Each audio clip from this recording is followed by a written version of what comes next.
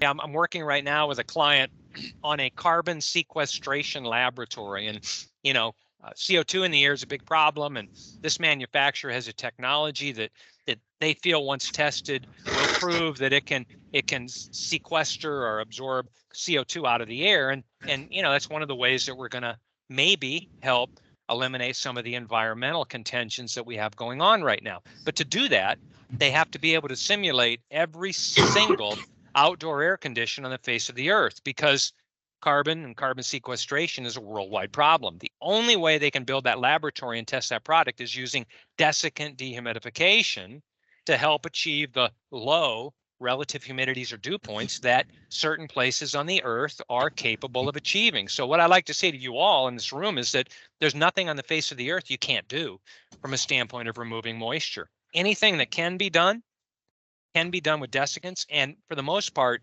as I mentioned, there are many applications, particularly this one and all of the others that I've talked about here, that either will work better with desiccants or will absolutely require desiccants to be able to achieve the environmental conditions that you're going after.